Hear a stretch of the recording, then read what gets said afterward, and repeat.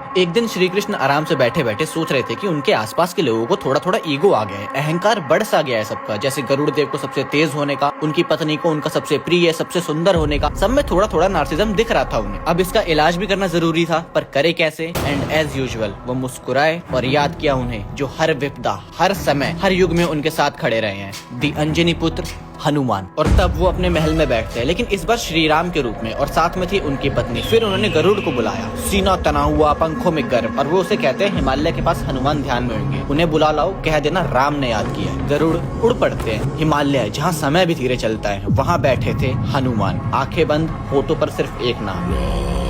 गरुड़ पहुंचे, हनुमान प्रभु ने बुलाया है। हनुमान जी आंखें खोलते हैं मुस्कुराते हुए और कहते हैं आप जाइए, मैं नाम जब पूर्ण करके आता हूँ। गरुड़ फिर सोचे अपना काम तो हो गया, पर वो हनुमान जी को देखकर कहते हैं आप वृद्ध हो चुके हैं, मैं ले चलता हूँ आपको अपनी पीठ पर बिठा के। वो ये सुनकर थोड़ा और मुस्कुराए और कहे चिंता ना करें, आप जाइए, I will be there but bye. Garud लौट जाते हैं, पर जब द्वारका पहुंचे उनके भीतर सब कुछ हिल गया, क्योंकि वहाँ खड़े थे हनुमान। सन्नाटा छा गया और मन में सिर्फ एक सवाल, मैं तो पूरी शक्ति से लौटा था, फिर मुझसे पहले कैसे? गरुड़ को पता ही नहीं था कि हनुमान जी को पवन पुत्र ऐसे ही नहीं कहा जाता। वो जिस रफ्तार से द्वारका पहुंचे थे, उसे महादेव के अतिरिक्त देखना भी लगभग नामुमकिन था। और तब हनुमान जी श्री राम को प्रणाम करते हैं और बोले प्रभु माँ सीता कहाँ है, और ये कौन है जो आपके पास बैठी? उस एक पल में उनकी पत्नी का नार्सिज्म एंड हो गया, सबसे सुंदर, सबसे प्रिय होने का। लेकिन डर की बात तो अभी बाकी थी, क्योंकि गरुड़ के मन में अचानक से खलबली मची कि एक सेकेंड, राजद्वार पर सुदर्शन चक्र था, उसने रोका क्यों नहीं ने? और है कहाँ वो? तभी श्री राम बोले हनुमान मेरा सुदर्शन चक्र कहाँ है? और अगले ही क्षण हनुमान अपने मुख से सुदर्शन चक्र निकालते हैं और कहते हैं प्रभु ये मुझे आपके पास आने से रोक रहा था, और मुझे थोड़ी सी भूख भी लग रही थी। तो